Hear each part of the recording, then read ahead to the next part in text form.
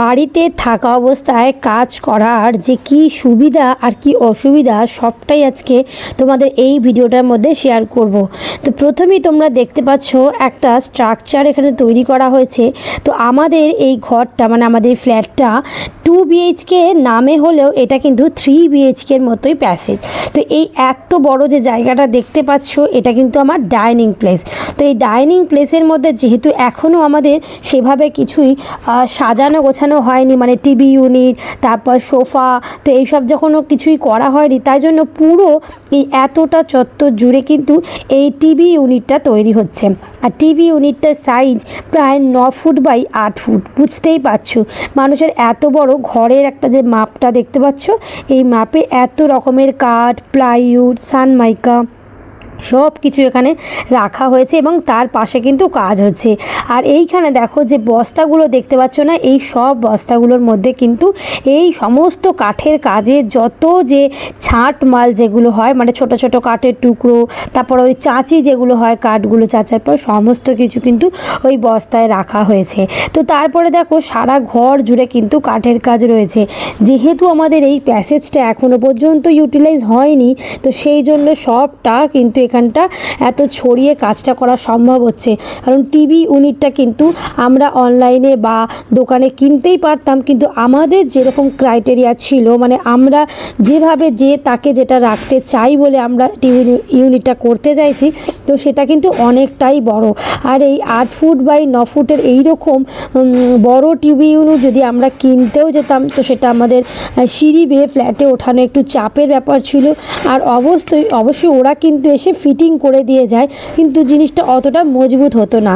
তো এখন যেটা হয়েছে যে আমরা নিজেদের ইচ্ছে মতো আমরা নিজেদের একটা বেস্ট কোয়ালিটি আমরা এই প্লাইউডগুলো কিনেছি, বেস্ট কোয়ালিটি সানমাইকা কিনেছি। এবং আফটারঅল যে কাকু আমাদের এই কাঠের কাজ করে দিচ্ছেন, উনিও ভীষণ ভালো কাঠের কাজ উনি করেন। অনেক কম বয়সী থেকেই আমরা ছোটোবেলা থেকে দেখছি ওনাকে। তো ওনার হাতেই কিন্তু আমাদের এই পুরো ফ্ল্যাটের ইন্টেরিয়ারটা কমপ্লিট হচ্ছে। তো এর আগেও আমি প্রত্যেকটা আমাদের ফার্নিচারের ভিডিও তোমাদের সাথে শেয়ার করে নিয়েছি। তো এবারে যে দেখতে পাচ্ছ এই টিভি ইউনিটের এত বড় স্ট্রাকচারটা, এটা উনি একা হাতে করেছেন এবং তার সাথে সাথে বিভিন্ন রকমভাবে কিন্তু আমরা ওনাকে হেল্প করে দিয়েছি। যেরকম ধরাধরি করা, তারপরে এত ভারী জিনিস তার উনি একা উঠাতে পারবেন না, নামাতে পারবেন না। তো এখন যেরকম দেখতে পাচ্ছ এই স্ট্রাকচারটা সাজিয়ে দেখা হচ্ছে ঠিকঠাক সব কাটিংগুলো হয়েছে কিনা। তো তোমরা দেখতেই পাচ্ছ ফোনের ক্যামেরায় কিন্তু এত বড় স্ট্রাকচারটা আসছে না, কিন্তু পাশে যখন আমাদের কাকু দাঁড়িয়ে রয়েছেন, তোমরা আশা করি বুঝতেই পারছো কতটা বড় কিন্তু হতেই যাচ্ছে। পুরো একটা 10 ফুটের দেওয়ালের মধ্যে পুরো 9 ফুট জুড়ে কিন্তু এই টিভি ইউনিটটাই থাকবে। এর মধ্যে অনেকগুলো র্যাক থাকবে। তো ফিনিশিং যখন হবে তখন তো তোমরা অলরেডি অন্য একটা ভিডিওতে তোমাদেরকে দেখাবো, কিন্তু এই যে স্ট্রাকচারটা করতে কি যে অবস্থা হয়েছে তোমাদের বলে বোঝাতে পারবো না। এতটা জিনিস এইগুলো বারবার করে মেঝেতে ফেলে স্ট্রাকচারটাকে দেখা, তারপর আবার স্ট্রাকচারগুলো খুলে তারপর আবার সেই পুরো স্ট্রাকচারটাকে তৈরি করে দেখা। আর এখানে দেখো ওপরের বাঙ্কারগুলোও কিন্তু মোটামুটি হয়ে গেছে, কিন্তু কিছু ফিনিশিং বাকি, তার ওই সাইডের বর্ডারগুলো এখনও দেওয়া বাকি।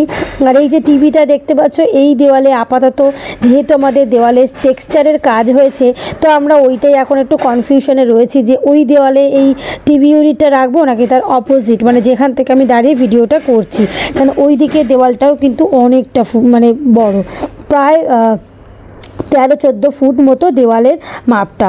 তো এখন ওইটা নিয়ে একটু কনফিউশনে রয়েছি। আর এখানে দেখো আমার হাজব্যান্ডও রয়েছে, সব সময় কিন্তু সাথে সাথে থাকার, আর কি যে কোনো কাজে যখন লাগবে, কারণ এত ভারী জিনিসটা উনিও দেখতে পাচ্ছ এই কাঠের কাকু কিন্তু মানে উনিও নাজেহাল অবস্থা হয়ে গেছে যে এত বড় একটা জিনিস তৈরি হচ্ছে, একটু এদিক ওদিক হিসাবে ভুল হলেই কিন্তু পুরো কাঠ নষ্ট। তো দেখো এখানে কিন্তু পুরো সানমাইকার ওই পেস্টগুলো হচ্ছে। বাই দ্য ওয়ে আমরা কিন্তু এটা পুরো মানে উডেনের ওপরেই আমরা এটা টাচে রাখছি। উডেনের এই কালারটা তোমাদের কেমন লাগছে বলো তো? এই উডেনের কালারটা বেশ ভালোই লাগছে। তার সাথে সাথে টিভির যে জায়গাটা সেখানটা কিন্তু আমরা অন্য একটা মার্বেলের আমরা সানমাইকা দেব।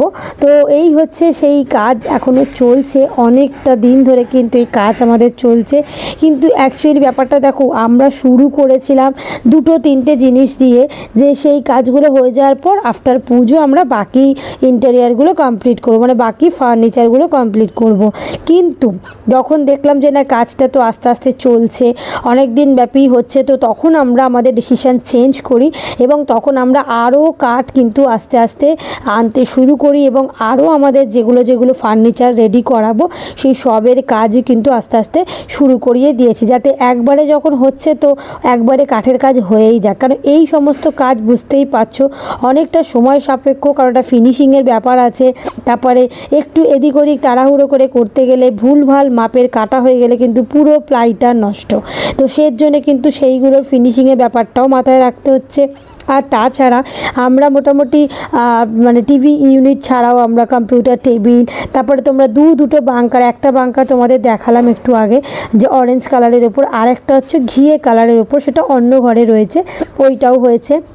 তারপর কম্পিউটার টেবিল হয়েছে, কম্পিউটার টেবিলের মতোই বড় সাইজের একটা মিড সেভ হয়েছে।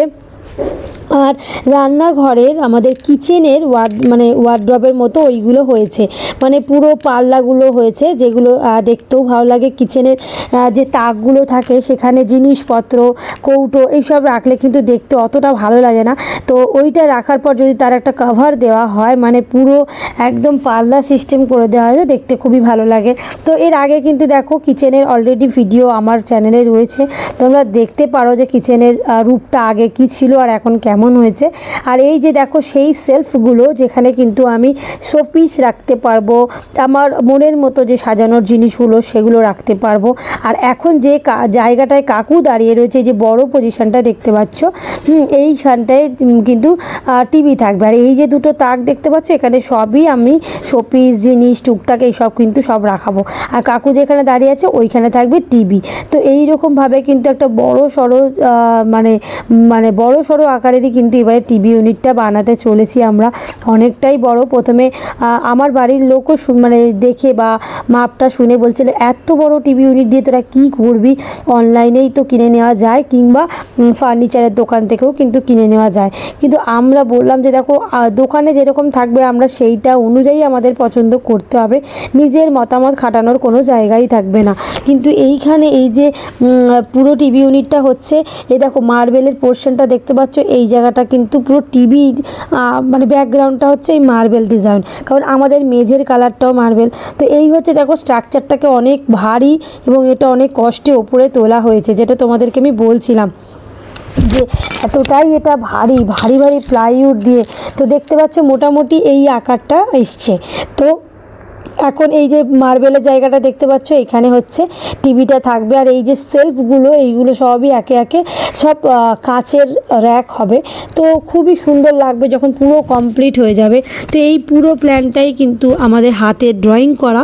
তো আমরা হাতে ড্রয়িং করে দেওয়ার পর সেই অনুযায়ী কাকু কিন্তু পুরো মানে এই কাজটা করছে, যেটা কিন্তু দোকানে কেনা হলে কিন্তু আমাদের সেটা হতো না।